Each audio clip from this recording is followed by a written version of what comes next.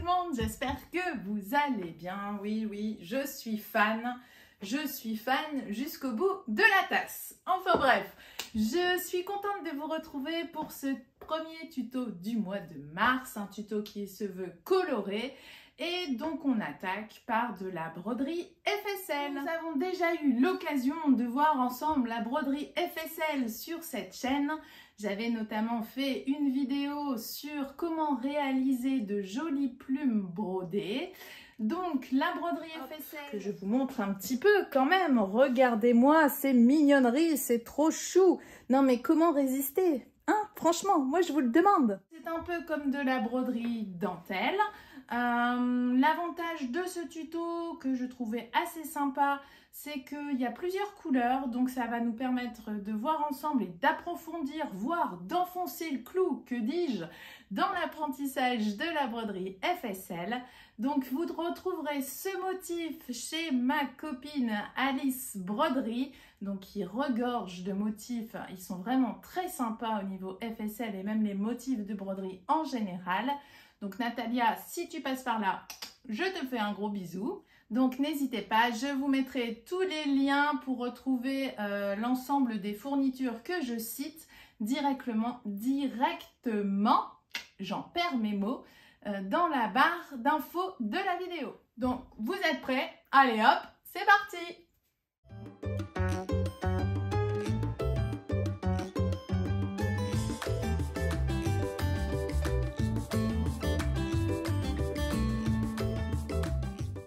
Réaliser nos jolies mignonneries du jour, il vous faudra un stabilisateur donc hydrosoluble qui soit assez rigide pour garder une certaine tenue au niveau de vos petites breloques. Donc moi je prends le mien, je l'achète directement chez les créatrices de broderie machine. Donc c'est le Solube Écolo, je vous mettrai tous les liens en barre d'infos. Vous l'avez en différentes dimensions. Pour les besoins du tuto, j'ai choisi celui de 4 cm. Et donc j'ai pris mon tout petit cadre. Donc il me suffit tout simplement déjà de fixer et d'installer mon stabilisateur. Hop, donc je tends bien, faut pas que ça fasse de vagues. Hop. Je n'hésite pas à resserrer avec le petit outil. Je vais peut-être poser, ça sera plus facile. Voilà, une fois que c'est resserré, je n'hésite pas à tirer sur les extrémités. J'ai fait tout juste. Voilà. Voilà, il est bien tendu. J'ai un petit fil qui se balade. Voilà. Donc une fois que ça c'est ok, on passe du côté de la brodeuse. Pour les besoins du tutoriel, j'ai pris ma fameuse compagne, la Brother NV870, qui a, je pense, été remplacée depuis par la 880, mais à confirmer, j'ai pas encore fait mes petites recherches.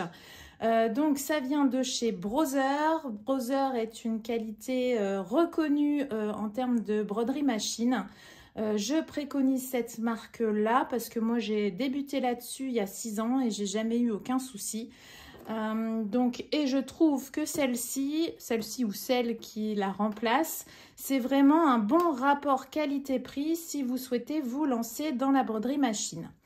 Donc nous faisons du FSL, d'accord? Donc FSL ou broderie dentelle, c'est-à-dire que vous avez d'un côté toutes les couleurs, ok? Et de l'autre côté, vous avez exactement les mêmes couleurs. Donc, en termes de fil supérieur et de fil de canette, vous devez avoir des couleurs de fil et une qualité de fil identique. C'est pour ça que vous avez ici nos Power Rangers 5 couleurs.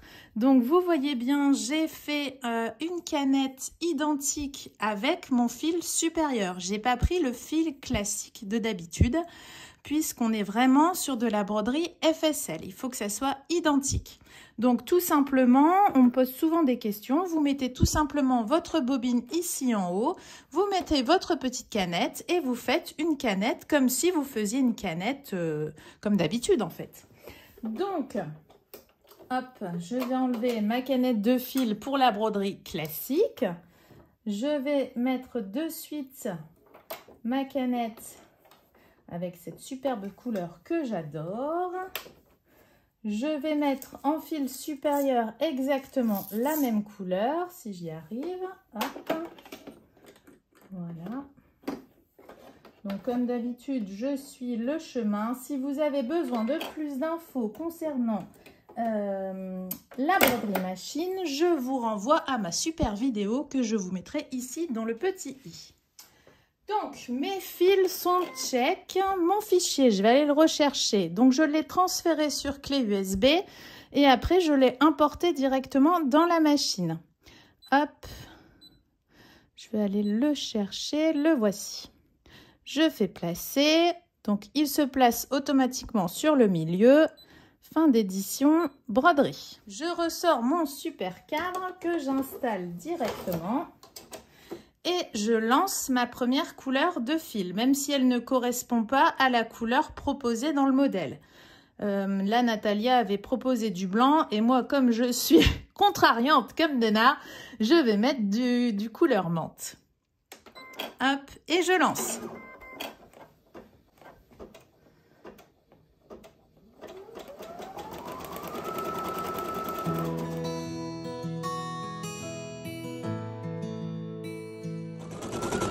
Là, vous voyez, j'ai un petit fil qui dépasse. Donc, je vais arrêter ma broderie. Surtout, n'enlevez pas le petit fil sans arrêter la machine. Sinon, ça va vous faire mal aux doigts. Je vais prendre mes petits ciseaux et je vais juste couper le petit fil ici qui dépasse pour éviter qu'il se prenne dans le reste de ma broderie. Une fois que mon petit fil est coupé, je n'ai plus qu'à recliquer et ma broderie reprend normalement.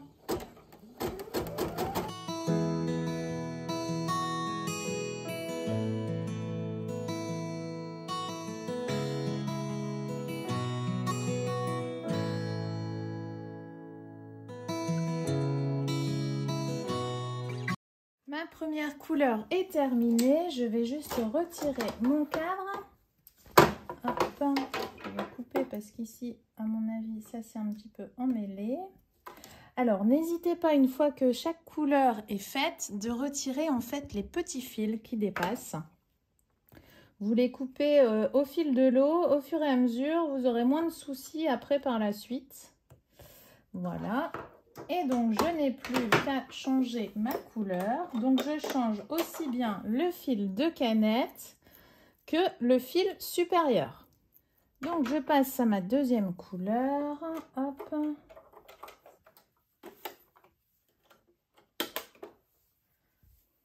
Donc, si vous voulez exactement faire les mêmes coloris que moi, donc j'utilise la couleur 1045 qui est un peu menthe.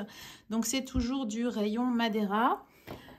Et là, en deuxième couleur, j'ai la 1310.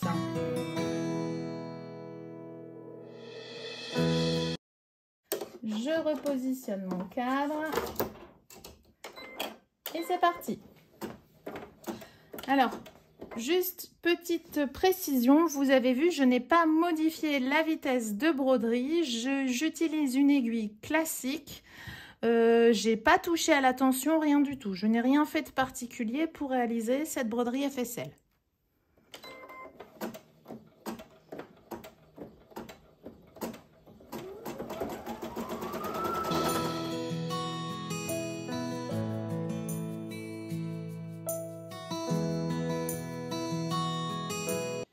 C'est parti, j'enchaîne avec ma troisième couleur, mais avant je coupe mes petits fils. Hop. Dans tous les cas, comme on doit à chaque fois changer la canette, ça permet hop, de faire le tout en même temps. Voilà.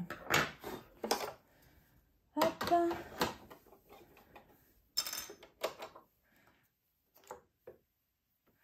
Donc, pour les canettes, tant que j'y pense, c'est des canettes classiques en fait que vous utilisez dans les machines à coudre. J'essaierai de vous mettre le lien. Moi, j'avais acheté un lot de mémoire, je pense, sur Amazon. Donc, je vous mettrai le lien. Surtout si vous êtes amené à faire beaucoup de broderie FSL, il faut avoir un stock assez conséquent de canettes. Alors, et j'ai oublié de vous dire la couleur. Donc, c'est, hop, tac, le numéro 1137. Après, si vous avez des couleurs plus ou moins ressemblantes, faites comme bon vous semble. Hein. Hop. Et c'est parti.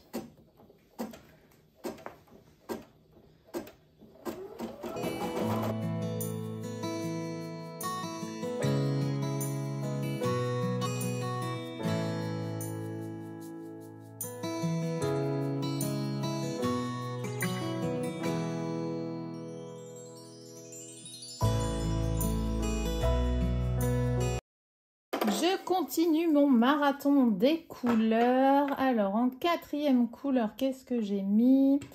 J'ai mis du fuchsia. Donc, c'est la couleur 1186.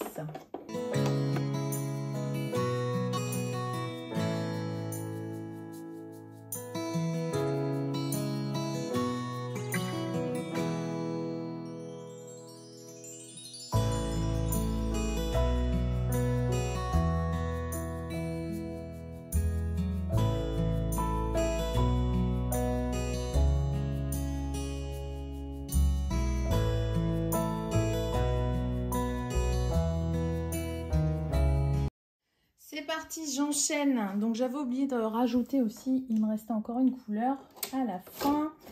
Alors, hop, la technique est bien rôtée. On maîtrise le tout. On enlève les petits fils dans le dos. Hop. Et donc maintenant, je vais prendre une couleur orange. Donc c'est bien de faire cette vidéo parce qu'on avait déjà vu sur cette chaîne la broderie FSL, mais on n'avait pas vu avec un changement de couleur, donc c'était pas mal. Donc c'est la couleur 1078, donc c'est un orange un peu foncé.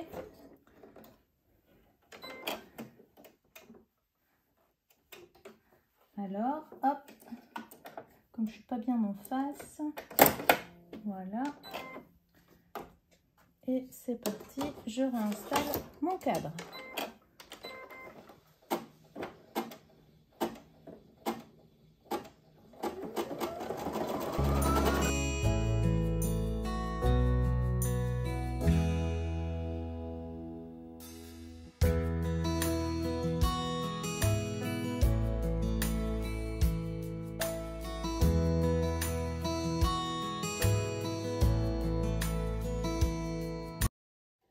Allez hop, on termine par la dernière couleur. Donc vous voyez, c'est pas très compliqué de réaliser ça. Hop, la broderie FSL, le nom fait peur, mais finalement c'est pas si difficile à maîtriser, même si vous débutez dans la broderie machine. Il suffit juste de prendre son temps. Alors donc voilà, je vais bien le poser là pour pas qu'il tombe. Et donc ma dernière couleur. Donc j'ai choisi une espèce de bleu turquoise ou un peu bleu jean ou bleu vintage. Donc c'est la couleur 1096. Ah là elle s'est pas enclenchée, donc on refait le chemin. C'est pas grave, je devais être mal positionnée encore une fois. Hop. Et voilà. Hop. Et donc, je n'ai plus qu'à insérer pour la dernière couleur.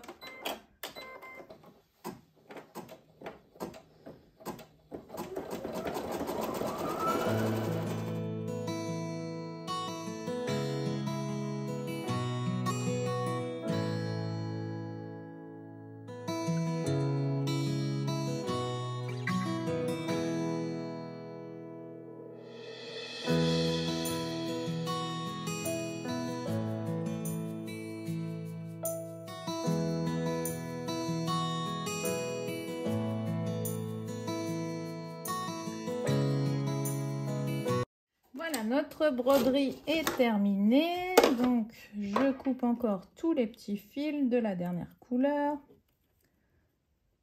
Hop. Parce que ça a tendance, vous voyez, à se prendre en fait un peu partout. L'idée, c'est que vous ayez vraiment un envers qui soit presque aussi beau que l'endroit. Voilà. Voilà ce que vous obtenez. Ok. Et donc, sur l'arrière, vous voyez, c'est exactement la même chose. Donc, ensuite, je vais tout simplement ôter mon cadre de broderie. Je vais chercher mes grands ciseaux. Je vais couper ici au plus près du motif.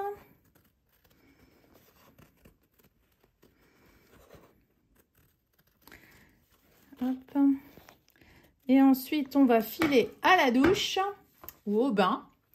L'idée, c'est que l'on va tremper ce motif directement dans une bassine ou un petit récipient avec de l'eau chaude pour faire dissoudre en fait le stabilisateur. Voilà, j'ai mon petit bac avec mon eau chaude. Je vais juste plonger ma broderie FSL dedans.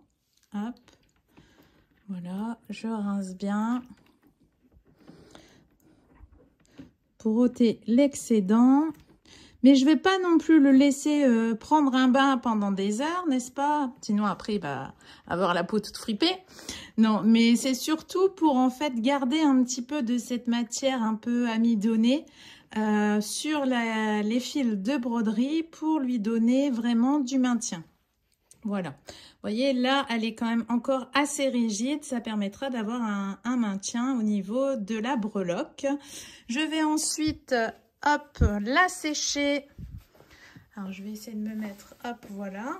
Donc, j'ai pris un vieux torchon. Prenez une serviette, peu importe. C'est histoire d'absorber l'excédent, en fait, d'eau. Donc, je presse, vous voyez, pour l'essorer un petit peu. Et ensuite, je vais le faire sécher directement. Bon, là, j'ai encore un petit fil, vous voyez, qui dépasse. Tac. Donc, je disais que je vais la faire sécher directement sur un appui de fenêtre ou à l'air libre. Directement, généralement, j'aime bien les mettre au-dessus de mon radiateur sur un appui de fenêtre. Comme ça marche très bien. Et une fois sec, eh ben, vous obtiendrez ceci. Donc là, c'est exactement les mêmes couleurs. Mais vous allez me dire, qu'est-ce qu'on en fait de ça, Jen, après? Ce que vous en faites, c'est qu'avec ce genre de petit anneau triple, vous l'insérez directement ici au niveau du petit trou. Et ensuite, vous pouvez faire de jolies breloques sur des petites pochettes. Voyez, donc ça, c'est hyper sympa. Je l'ai simplement accroché au niveau de la tirette. Vous pouvez aussi éventuellement vous en faire des boucles d'oreilles. Ça peut être aussi hyper original. Donc là, il faudra simplement prendre un anneau, ou je ne sais plus comment ça s'appelle, que vous insérerez ici. Vous pouvez également vous en servir pour faire un porte-clés. Enfin bref, vous voyez, il y a plein de choses à faire avec la broderie FSL. Je trouve ça hyper original et super sympa pour agrémenter nos cousettes ou notre look. J'espère que ce petit tuto rapide vous aura plu. C'est toujours sympa de voir aussi de la broderie, même si vous n'avez pas de brodeuse chez vous. Je trouve que c'est assez hypnotisant de la regarder travailler, c'est magique. Si vous n'avez pas de brodeuse, vous retrouverez ces petits arcs-en-ciel en vente directement sur mon site. Donc j'essaye de faire du réassort assez régulièrement. En tout cas, si ce tuto vous a plu, je vous attends dans les commentaires parce que j'adore papoter avec vous. N'hésitez pas également à me mettre un petit pouce bleu ou à partager cette vidéo autour de vous. Moi, je vous dis à la semaine prochaine. Profitez bien de votre week-end. Bye bye!